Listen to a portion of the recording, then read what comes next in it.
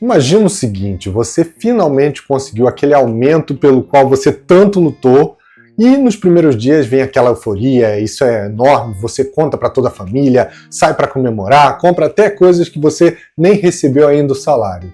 Você se sente ali meio que imbatível, motivado, cheio de energia. Mas 3 meses se passam e aquela felicidade já não pulsa mais com tanta força como pulsava antes.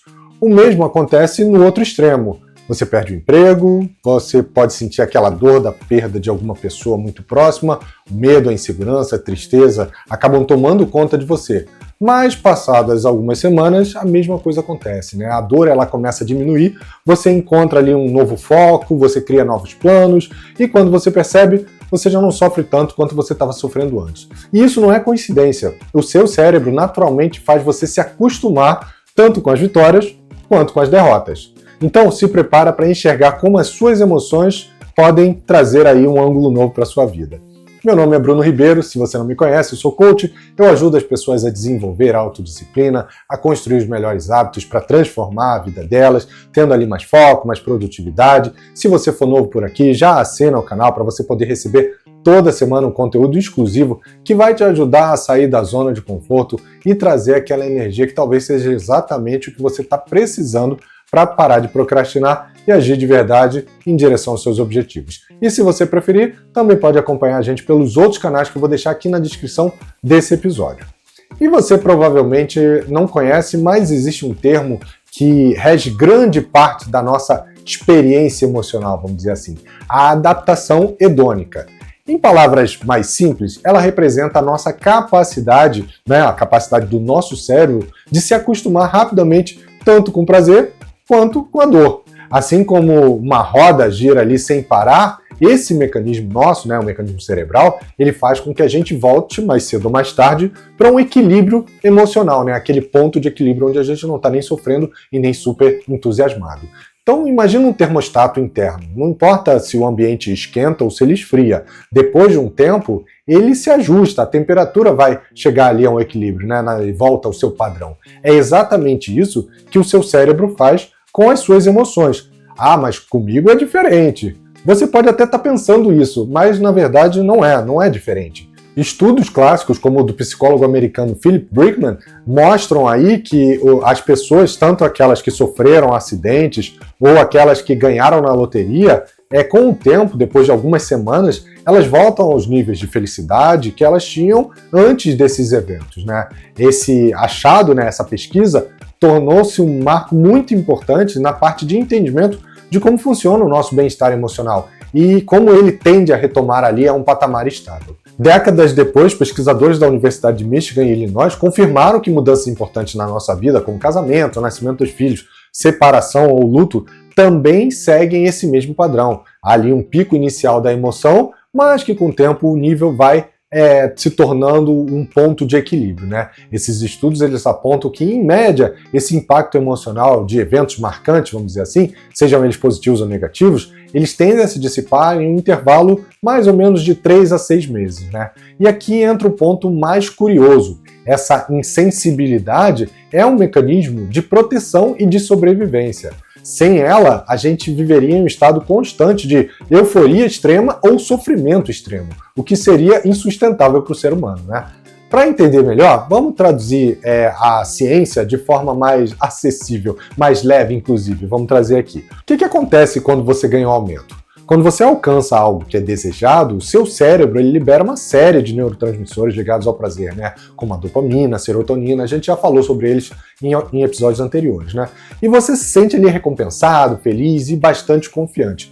Mas o cérebro ele tem um truque curioso. Ele não quer que você fique preso a um estado específico.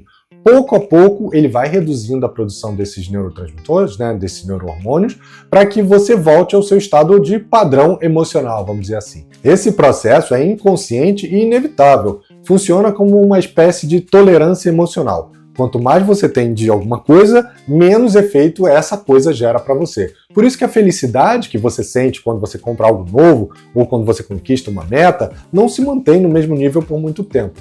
No lado oposto, o mesmo acontece com as emoções negativas. perder um emprego, romper um relacionamento importante para você, enfrentar uma crise financeira, isso tudo gera ali um pico de estresse, de tristeza, de ansiedade, e o seu corpo libera ali cortisol, libera adrenalina, aquele hormônio, né, do estresse, e que faz com que você fique mais atento, e o seu humor, obviamente, ele despenca, né? Mas ao longo das semanas e meses seguintes, o seu cérebro começa a se reorganizar, o cortisol vai diminuindo e as outras áreas responsáveis pelo equilíbrio emocional, como por exemplo o córtex pré-frontal, elas entram em ação e você vai chegando no estado padrão que você estava antes. Você encontra saídas, cria novos objetivos e a dor que parecia uma coisa eterna e insustentável vai se diluindo ao longo do tempo, né? E para ilustrar melhor, eu vou compartilhar com você uma história verídica que virou até um estudo no caso da psicologia, né? Por volta lá dos anos 70, anos 80, alguns pesquisadores entrevistavam dois grupos, né, de pessoas. Pessoas que ganharam na loteria, né, grandes prêmios ali, e outras que eram vítimas de acidentes graves e acabaram ficando, por exemplo, paraplégicas, né? Poucos meses após o evento, tanto os ganhadores da loteria quanto os acidentados, eles tinham níveis de felicidade muito semelhantes. Os que haviam ganhado milhões se acostumaram com a nova realidade, já não eram tão felizes quanto no início. Por outro lado, muitos dos que perderam ali a capacidade de andar tinham encontrado novas formas de sentir prazer, de sentir satisfação. Isso não quer dizer que torna menos importante um cenário ou outro, mas que esse nível de felicidade acaba se equalizando. E esse estudo ele foi um marco para a gente compreender essa questão da adaptação hedônica e como isso deixa um alerta claro, né? Nenhuma emoção dura para sempre. Agora talvez você esteja se perguntando, se tudo passa, qual é o sentido de correr atrás dos meus sonhos ou de me preocupar com tanta meta, com tanta adversidade? Essa é uma pergunta muito boa, né? E a resposta não está em evitar a busca por uma conquista ou ignorar uma dificuldade, mas em mudar a forma como você se relaciona com elas. O problema não é fazer você sentir felicidade ou sentir tristeza. Isso é humano, isso é necessário, inclusive. O ponto é não se prender à ilusão de que essas emoções vão definir o seu estado para sempre, que vai ser sempre tudo muito bom ou tudo muito ruim, né? Muitas vezes a gente passa a vida esperando aquele grande próximo momento. Quando eu tiver aquele carro eu vou ser feliz, aquela casa eu vou ser feliz, aquela viagem, se eu conseguir aquele emprego dos meus sonhos, os meus problemas acabaram. E depois que eu resolver tudo isso, aí sim a minha vida vai mudar.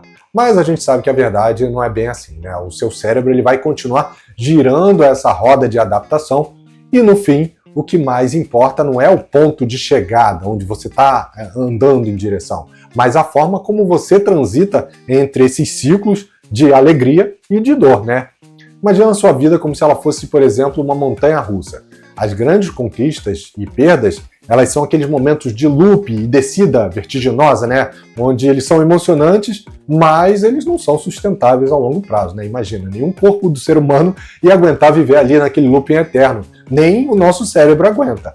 Por isso, o segredo ele está na parte dos trilhos planos, né? Naqueles momentos onde vem a calmaria, onde as curvas não são tanto radicais. Ali é onde a verdadeira felicidade é mais perene, é mais duradoura, né? A ciência, ela chama isso de prazer basal ou satisfação sustentada. Enquanto a felicidade hedônica ela é baseada naquele prazer imediato, o prazer basal ele está ligado a estados, vamos dizer assim, mais profundos, como, por exemplo, estados de gratidão, estados de busca ou de entendimento de um propósito comum ou de um propósito maior, conexões humanas, consciência plena, né? Quando a gente fala aí de mindfulness, né? Ter a consciência do seu momento presente. Esses estados eles ativam as áreas cerebrais diferentes, como por exemplo o córtex pré-frontal, o córtex cingulado anterior, que são regiões associadas à parte de resiliência, de empatia, de autocontrole emocional. Bruno, beleza, ok, já entendi que os picos não se sustentam, a felicidade não é duradoura e nem a dor, né? Mas como ativar esse estado basal no cérebro e tornar as emoções mais sustentáveis, né? Principalmente as emoções positivas? A resposta está em hábitos simples que levam a gente a esses estados mais profundos, né? E para a gente colocar isso em prática, eu vou te apresentar aqui 3 técnicas comprovadas pela neurociência que vão te ajudar a cultivar esse estado de bem-estar estável, bem-estar perene, né? A primeira é a prática da gratidão. Não é aquela conversa fiada, nem positividade tóxica, nem frase de efeito, né? Os estudos eles mostram que as pessoas que dedicam ali alguns minutos do dia para refletir sobre como o dia foi positivo, elas experimentam sim um benefício real, uma sensação de bem-estar. Um estudo da Universidade da Califórnia descobriu que praticar essa gratidão regularmente, ou seja, todos os dias, aumenta em até 26% os níveis de felicidade percebida. Então é para você aplicar. Chega ali no final do seu dia, anota 3 momentos pelo qual você pode ser grato daquele dia, detalha como é que você se sentiu nesses momentos, respira fundo e relembra a sensação que você teve por pelo menos ali 30 segundos. Isso vai te ajudar bastante. Por mais que esse ritual seja simples, ele ajuda o seu cérebro a reprogramar, a focar mais na satisfação e na felicidade. O segundo ponto é o mindfulness, né? A nossa arte de estar no momento presente.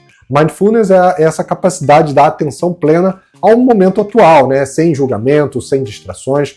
E, óbvio, existem pesquisas que comprovam que a prática regular do mindfulness altera fisiologicamente a nossa estrutura cerebral, aumentando inclusive a densidade de áreas relacionadas ao equilíbrio emocional. Então, escolha, por exemplo, uma atividade do seu dia a dia, como, por exemplo, tomar café, caminhar. Tem pessoas que gostam até de fazer isso durante o banho, né? Ou após a atividade física. Eu gosto de fazer depois dos exercícios físicos, né? E durante essa atividade, se concentre exclusivamente no que está acontecendo.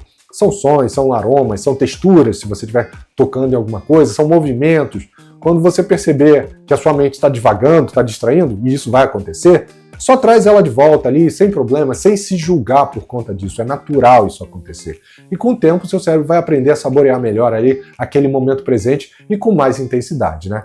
E a terceira é microconexões humanas. Nós somos seres sociáveis, né? Seres sociais. A gente gosta de conexão humana e conexões que são significativas. Elas têm o poder de transformar o nosso cérebro. Estudos revelam que até pequenas interações positivas, como, por exemplo, um sorriso quando você está caminhando na rua, um gesto de gentileza para alguém que está precisando, ele libera ocitocina, o chamado hormônio do vínculo, né? O hormônio do amor. Nós, brasileiros, somos muito bons nisso. A gente dá um bom dia para alguém na feira e 10 minutos depois a gente já está ali contando os nossos maiores segredos de vida, né?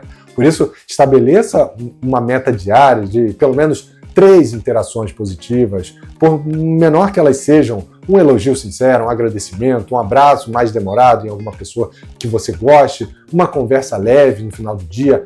Reflita sobre isso, reflita sobre as microinterações e como elas afetaram o seu estado emocional. E você vai perceber que com o tempo seu cérebro vai passar a buscar essas conexões de forma mais natural, não muito forçada, né? Criando ali um ciclo virtuoso de bem-estar. E deixa eu te contar uma pequena história que ilustra bem a filosofia desses pequenos hábitos que a gente falou aqui, né? Certa vez um jardineiro ele foi perguntado como é que ele conseguia manter ali o jardim dele sempre tão bonito, as flores vivas, coloridas, enquanto os vizinhos acabavam enfrentando ali muita dificuldade de manter as flores bonitas e vivas durante muito tempo. E ele olhou e respondeu com um sorriso e com uma resposta muito simples.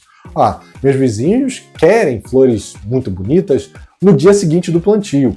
Eu, pelo contrário, eu converso com as minhas plantas todos os dias, eu rego, eu podo, eu espero que elas sintam prazer e eu cultivo isso com prazer. Eu cultivo o hábito e com o tempo as flores vão ficando bonitas. Essa metáfora, ela traduz exatamente o que a neurociência mostra. A verdadeira felicidade, ela não está nos grandes atos, nas grandes conquistas, mas na arte de cultivar todos os dias pequenas sementes do bem-estar que vão te fazer chegar aonde você quer em termos de plenitude, né? Mas por que essas práticas simples como meditar, praticar de gratidão, fazer mindfulness e se conectar, mesmo que rapidamente com outras pessoas, ajudam a gente nesses momentos para manter a felicidade, a sensação de alegria de forma mais perene? Simples, porque elas ativam mecanismos cerebrais diferentes daqueles que reagem ao prazer imediato, né? Enquanto ali a dopamina dos picos emocionais ela é volátil, esses hábitos eles estimulam a liberação da serotonina, da ocitocina, da endorfina, que são neurotransmissores, neurohormônios, que vão proporcionar um estado mais estável de felicidade e de relaxamento. Além disso, essas práticas elas fortalecem as conexões neurais associadas à autorregulação, à resiliência, ao foco no momento presente, características que sustentam ali a satisfação pensando ali no longo prazo, né? É como treinar um músculo emocional que, com o tempo, mantém o seu bem-estar, mesmo que nos momentos mais desafiadores da vida, né? Ah, Bruno, beleza, falamos aqui sobre felicidade, o que a gente está buscando, que seja mais sustentável, que seja mais perene, mas e a dor? O que a gente pode fazer em relação ao outro lado da moeda? A dor, ela tem um jeito curioso de mentir pra gente, né? No auge do sofrimento, parece que tudo é definitivo. O coração aperta, você fica travado, aquela sensação de que não dá mais para fazer nada, que nada mais faz sentido. Quem já perdeu alguém, ou foi rejeitado, ou fracassou em algo que era importante, sentiu esse chão ali sumir de uma hora para outra, né? Sabe mais ou menos como é que é. Mas essa dor, ela não é tão poderosa quanto ela parece, né? E isso não é uma tentativa, obviamente, de diminuir o que você sente, muito pelo contrário, é uma forma de te lembrar que o cérebro, da mesma forma que se adapta às conquistas, também é programado para se recuperar dessas quedas, dessas dores, desses momentos que são mais doloridos para a gente, né? E entender isso muda tudo.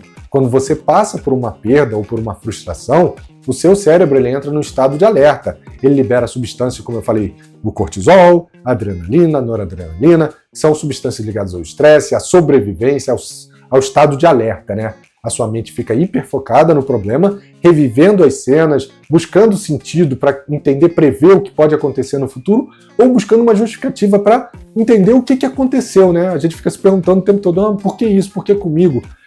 E você acaba perdendo ali o sono, perde o apetite, perde a paciência, mas o seu cérebro ele não é uma estrutura fixa. Ele se reorganiza o tempo todo com base na sua atenção, nas suas ações e principalmente nos seus pensamentos.